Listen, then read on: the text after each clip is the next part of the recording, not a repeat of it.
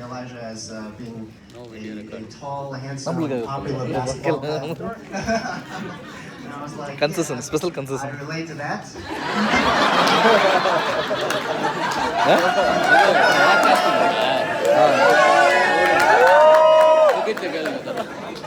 ಇಲ್ಲ ನಾ ಪಾಡ್ಕಾಸ್ಟ್ ಅಂತಲ್ಲ ನಾ ರೆಕಾರ್ಡ್ ಮಾಡಿ It's like I was talking to this guy about sports, and we were talking, and I asked him, "Hey, did you play any sports in school, right?" And he said, "Yeah." So I said, "What you play?" "Oh, I play basketball." I said, "That's great." And he asked me, "Well, how about you? Did you play any sports in school?" And I said, "Oh, absolutely." And he said, "Which sport?" I said, "I played math." Most popular Asian sport. Really excited about their training, so get up on your feet. Please help me welcome Eagles going Eagle Plus.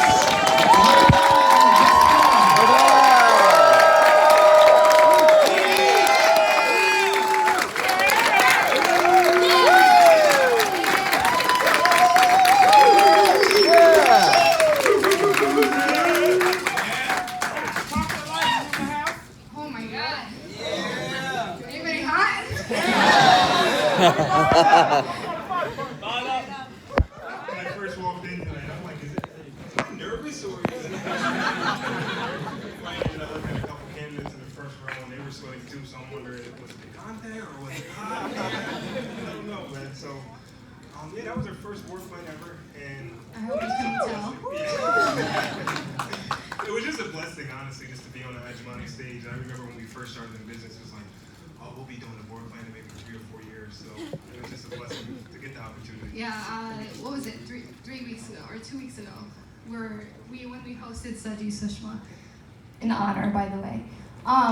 And we were hosting Saju Sushma, and we were sitting back there, and Sudeep turns around. He goes, "What are you doing on October 15th or something like that?" And I'm like, this was not on my mind at all. So I'm like, anything, Sudeep, anything. What do you need? And he's like, okay, you guys are showing the plan. I'm like, I was like, wait, turn back around.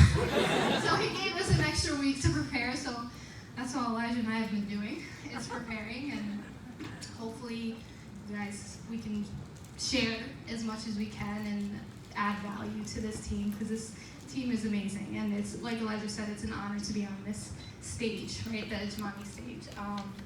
First off, we want to thank our hosts, Namita. Namita and Nishan. They're amazing. Part of Ashwin Kavya's team. There's obviously part of Ashwin Kavya's team. You can tell, right? You can tell the values that they have. It's just a replica of them. And we want to thank our upline. So, Naren and Priya, you guys are amazing. Going Ruby this month. Ruby is a done deal, and we just want to be a huge part of your Emerald ship, your Diamond ship, and we just thank you for bringing us this opportunity, because I don't know what we would be doing on a Tuesday night. I kind of want to give you a story on how Naren and I got in. Our first couple meetings, man, I did not want to do this business. And Naren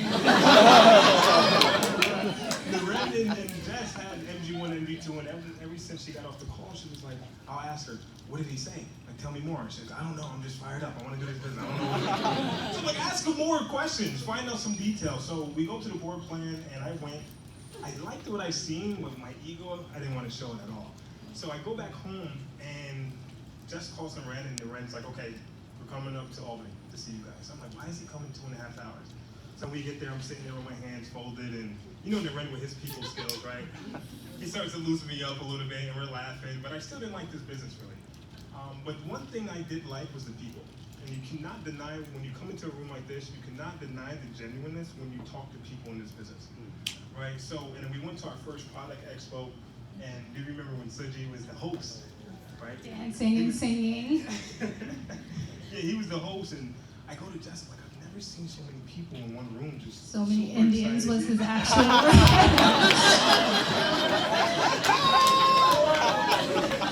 I've never seen so many Indians in this room, but I like it because who's from Poughkeepsie? So the thing is, when we grow up in Poughkeepsie, we don't have this positive energy. right? Sometimes we even lack fathers in our neighborhoods, right? We don't have anybody to look up to. So when I see an area where I can come in and really just be myself, right? I'm like, okay, I still don't like the numbers, but I like the people, right? And ever since then, I just want to thank the running Priya just for not giving up on us, because you should ask him how to deal with a tough candidate, because he really has a lot of patience, and I thank him. He's literally like my second father, right? And when I look at him, sometimes I get emotional talking about the running Priya. Just, I don't know, just the way they are as human beings, is as much as they pour into us, it's like they don't have to do that for us. So I thank the running Priya so much. I really love you guys. So.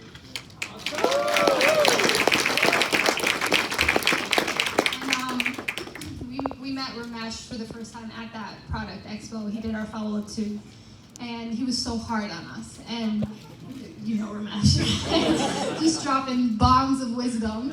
And he asked me how much do I want to make a month, and I was sitting there like $30,000, and he's like, okay. And he's like, well, and he showed me that it's possible in this business, right? It's possible to make $30,000 if you put in the work. And when he told me that, and he pretty much told us what other options you have to getting over to the right-hand side. And I realized, like, actually, no options, right? I have nothing, right? So when he kind of just stuck it to us and like, okay, tell me, what else do you have going on? And we sat there and we were like, yeah, you got me. So it was a no-brainer, right? If you want to develop an asset and you don't have the money, what I was saying earlier, right? Network marketing is the only opportunity. And I say this all the time. We're in the same, we have the same opportunity as Sugi and Kajal, right? We're in the same platform, so act like it, right? And that's what we try to do, is we try to duplicate Sugi and Kajal, even though it's tough, right? You see them and you bring a candidate to Sugi and he acts like there's nobody else in the world. Probably outside right now. Yeah, he is, right? And he takes his time, and Kajal too, they take their time with our candidates and they pour into them in just 2-3 minutes, right? And then they leave, and now I'm watching them, I'm trying to observe what they do so that I can do it too. And it's tough, but I'm learning and I'm trying every single day, and that's really all that we can do, is control what we can do. Control what we can control and go out there and do it. Go ahead. Yes. Yeah, so I just want to thank our upline, Narendan Priya, Ramesh Vasuda, Suresh and Madhuri, Dhanma Rashmi. I mean, I swear, every time I come here, I just search for Rashmi, and I just, yeah. And she just brings such a warm feeling inside, right? It feels like I'm home. And I just truly appreciate everybody here, Sugi and Kajal, right?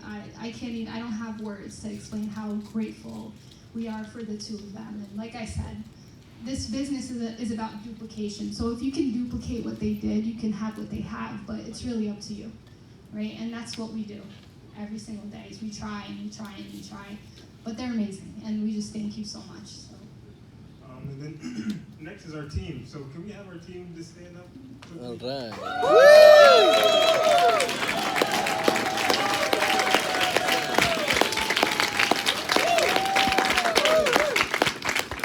I just want you guys to see them, because they're working so hard, man, and they're students and they're getting it done, and all the excuses that a lot of students have, our team doesn't have it, right? They come from Oneonta, they come from Massachusetts, they come from all over.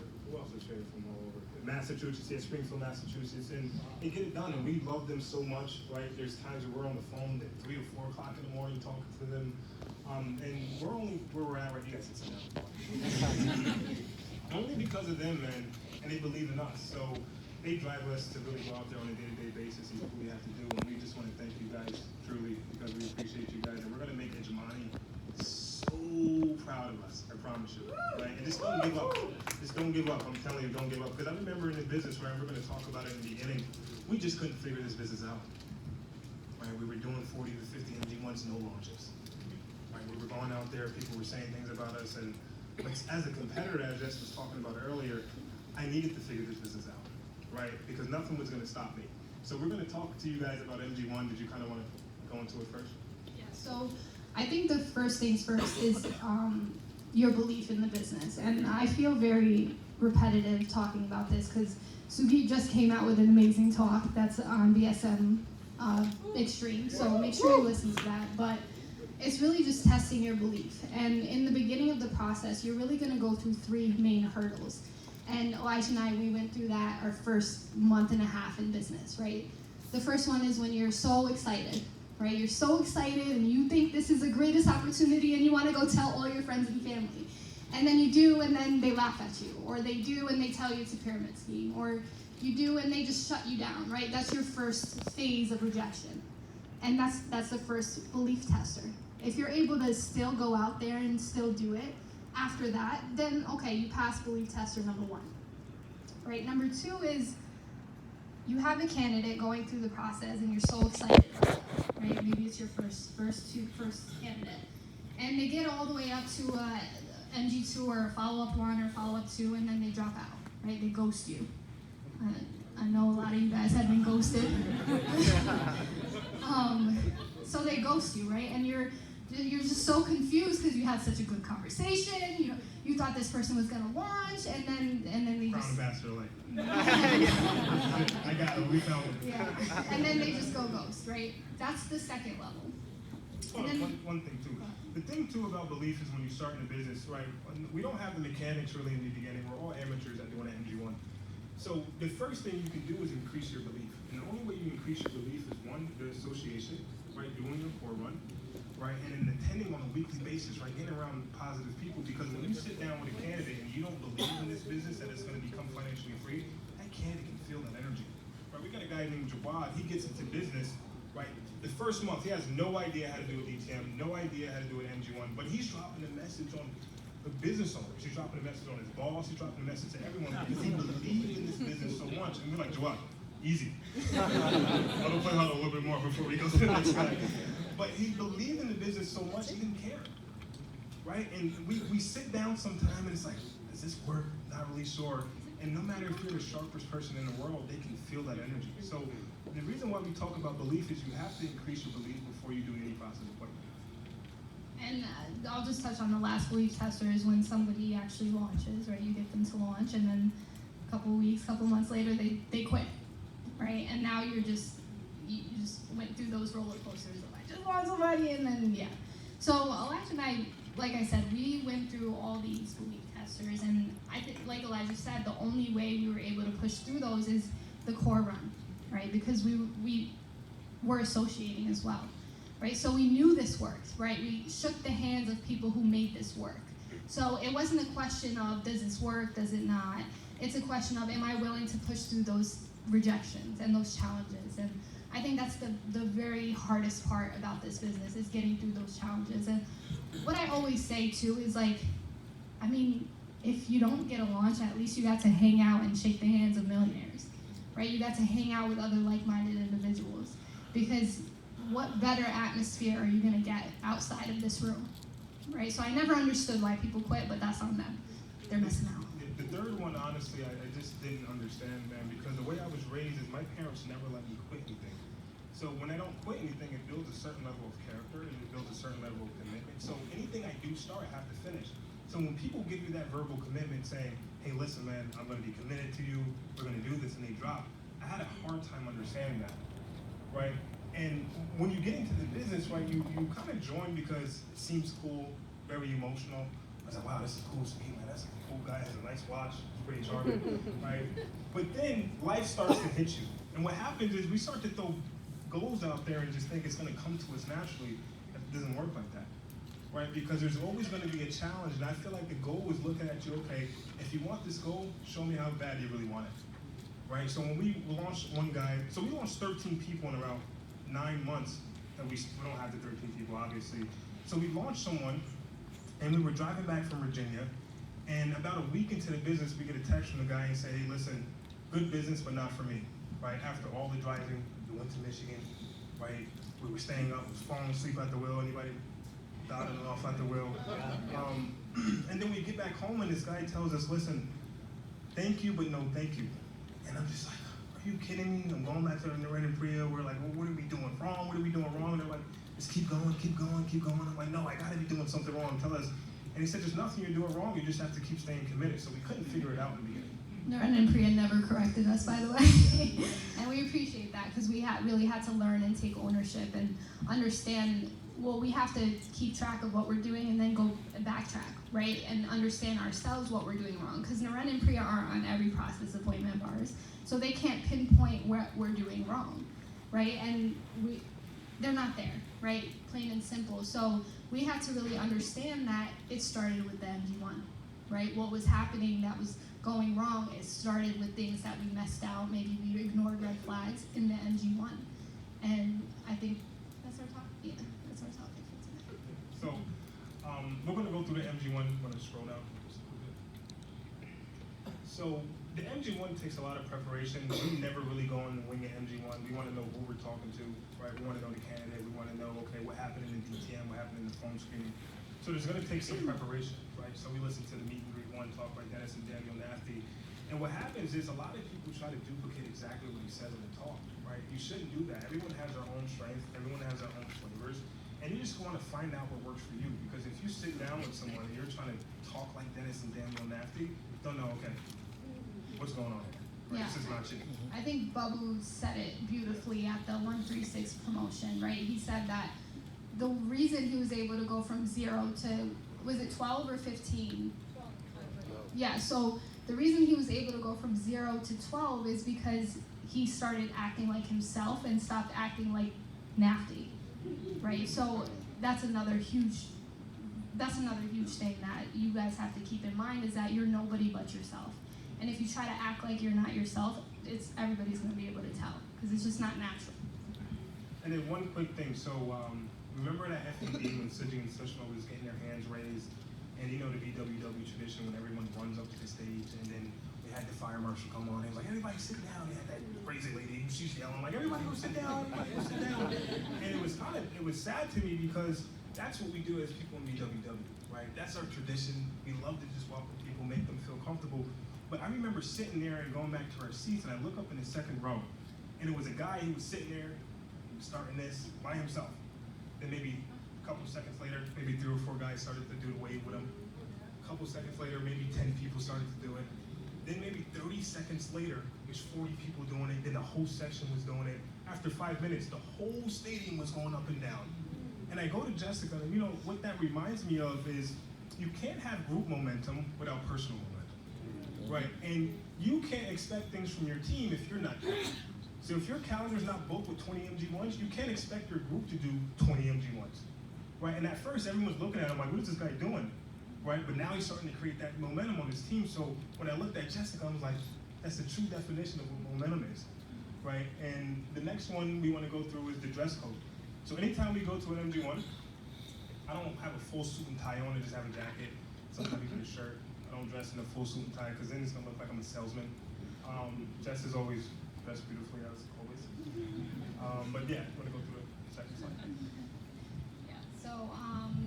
So you're setting the tone, right, for the MG1. And what this means is that in the phone screen or your message or somewhere before the MG1, they need to know that they're not getting all the information in the MG1, right? You have to set the stage even before then.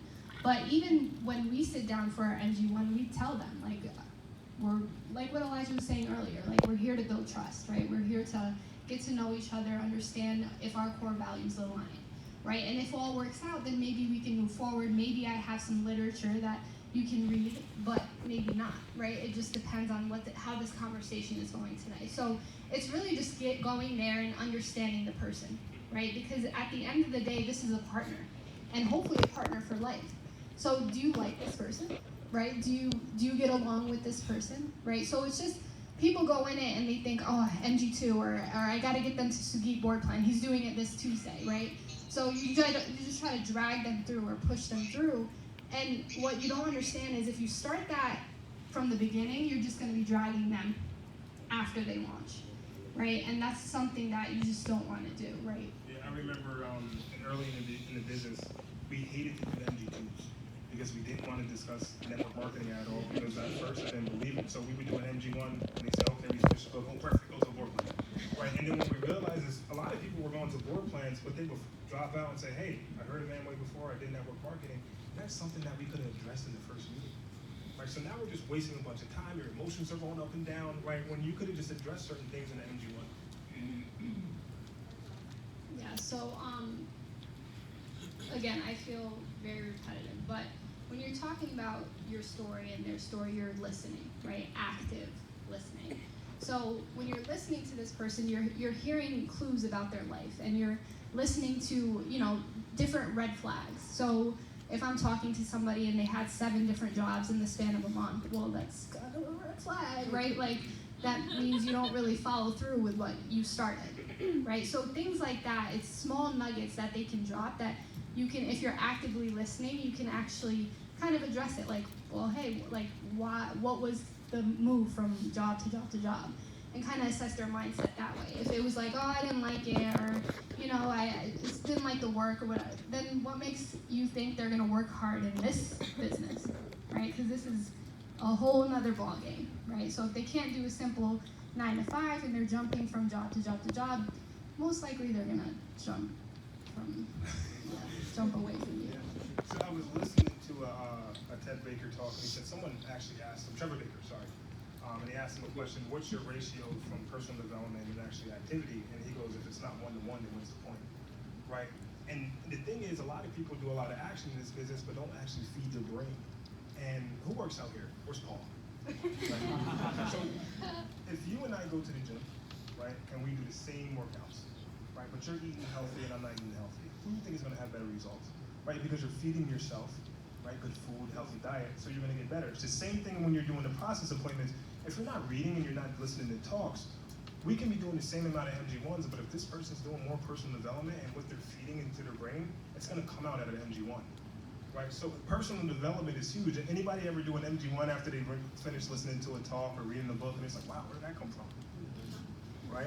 And the goal is not to sound like every other network marketing person out there. Right? Because if we're only doing it 15 minutes a day, if we're only listening to one talk, then we never actually separate ourselves from other people in this business and network marketing in general. Right? So you have to feed your brain books and listen to a lot of talks, and we do that every single day. Let them know that we're looking for accountability and patience in a candidate. When you set the tone in the beginning, then they don't come to an MG1 and like, okay, what's the name of this business, what's going on? Because you should already set the tone either on the phone screen or a DTM or right in the beginning of an MG1.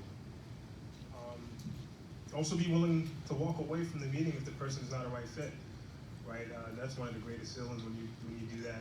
I always want to do it. I told Jessica, she doesn't actually like walking away from the candidate, but I like doing it. So I did it one time when the guy was just very arrogant, right? He wouldn't shut his mouth during the MG1. He had so many questions, and he actually heard about Amway and BWW, so he just kept going back and forth. And I don't want to do that, right? I want to protect my business. I have a very high pride, right? And I like to protect what we're doing. Yeah, I think just always look to add value in an MD1. And the only way you're going to do that is if you get to know the person and read books, right? Because if you read books, then you can, and you come to the association, you can relate to other people. So if you're coming here every single week, look around, right? There's people from all across the country, there's people from all across the world in this room. So if you're able to go out there and shake the hands of these people, and this platform, it gives you an opportunity to have and work on your conversation skills. So go out there and talk to the people in this room, because now if you get to know a few people here, now you can relate to the people that you're talking to out there, right? So this provides like a practice run for you. And even building relationships with people. I know there's no cross-lining, right? So don't talk to them outside of this meeting, but if you build a relationship in this meeting, now you have a candidate, and now if that candidate relates to that person in this room, now you can go and introduce them. Students, Natasha, hands down. You know, Natasha and I have built that relationship where anytime I have a student candidate come through, I always introduce her to Natasha. But it's always about understanding the value you can take from here and adding it to an MD1. And then also just addressing red flags like we were talking about, right? A lot of times when we skip red flags in the beginning, it comes back in later in the process, like Jessica was saying. And I was reading this book the other day, Start With Why by Simon Sinek, and it was talking about a group of American auto car executives, right? And they took a trip over to Japan because they wanted to check out their assembly line. And everything was the same pretty much. They were putting the cars together, putting the steering wheels on together. But one of the guys from the American auto car executive seen that there was no guy at the end of the assembly line with a rubber mallet hitting the door back into place. Because sometimes when it gets off the assembly line, the door will be a little shaky. So he goes over to the Japanese engineer, he goes, how do you guys know if this door fits the frame? And the Japanese engineer looks at him, like kind of laughs, like, we designed the door so it fits the frame in the beginning, and if it doesn't fit, we know it's something that we did in the beginning of the process, right? That kind of reminds me of red flags, is when we don't address red flags, we're looking for Sagit and Cauldron to be that rubber mallet to hit that candidate back in and probably give them some hope and belief, right? And the thing is, when we do that, yes, we may get the launch, but then 2-3 weeks down the road, when the person's not doing their core run, when they're not going to associations, it's something that we did in the MG1, right? So take your time, right? Don't be a nitpicker on red flags. Never lower your standards, though. Right? I understand a lot of people aren't going to be like Greg and Kelly. I do understand that. Greg and Kelly, my people right there from Poughkeepsie. But the thing is, don't lower your standards, because what happens is when they get into the business, now you're dragging them. Right? We're looking for winners, and I believe you can't really develop a winner. You can't really create a winner. You have to just be a winner for themselves. You gotta find them. Yeah, exactly. Next slide. And these are just questions that we ask. Sometimes we don't go anywhere with the agenda like, okay, we're gonna ask specific questions. We just let the conversation go down our own journey, right? We kind of guide it to where we want to go, but we do have similar questions that we want to ask each candidate. Anything else you want to ask? Yes. So, if your coach or the person that you're working with is doing an MG1 for you, how you edify your coach is going to mean a lot to the candidate, whether you know it or not, right? So if you're sitting there and your coach is doing the MG1 and you're just looking off and you're playing with your phone, and that just shows the level of respect that you have for your coach. So why should that candidate have any more respect than you do, right? So it's so important to edify your coach in ways that you're just paying attention, right? And you're nodding your head and you're engaged in that conversation. And same thing with your spouse. So if you're going into an MG1 with your significant other, if your husband or your boyfriend is talking, make sure you're engaged, right? Make sure you edify him by nodding your head and smiling and laughing at his jokes, even if they're not funny, right? So, but it's all. But I think that's very, very important, especially if your coach is taking time out of their day to do an MG1 process appointment for you. Take their time a little seriously, because I'm sure they have other people to work with as well that will, Who's in here 90 days or less? Talk to you guys. Because I feel like anyone more than that, they know more than that's nice. So yeah. It won't be late. Sometimes people ask, how did you guys stay steady through all the rejections in the beginning? You have to look at yourself in the mirror and think, what other opportunities do you have? Right? There's no business like to get into for someone like Jess and I to really come in here and develop ourselves first and then develop an asset. So you really have to understand what you have your hands on. Right? And it's because every time we come here, even sometimes it might be raining or we had a long day, anybody ever leave here just extra fired up or anything bad in their day to just leave, they just don't care anymore? Right? There's no other feeling like stepping into a BWW room. And what I love about this business is because if I never got into here, Loren and I probably would have never been friends. Right? And a lot of times, right, me and him have completely different backgrounds. Obviously, you guys probably can tell. We don't like the same music, we don't really eat the same food, we don't come from the same beginning, but at the end of the day, we have the same dream. Right? So I don't care if he's Indian. Right? And that's what a lot of people need to understand. Everyone in this room had the same similar belief, the same common goal, right? And I don't care who you're working with. If you're upline, if you don't have a great relationship with him, I believe you're just not going to grow in this business. Right? So I had to figure things out with him. Right? I had to spend more time with him, understand him. And what I loved about Loren and Priya is that they never judged us. They never judged us. They never judged our team. I know it's very new, but they never judged us, and they believe in everybody on our team. So I know we were already talking about Loren and Priya, but I just love this guy so much. Anything else? Yeah, with that, we're pretty much done. We didn't want to go through mechanics. Everybody knows what to do with the MG1. We kind of just wanted to talk about our journey. And that's pretty much it. So back to the host. Awesome.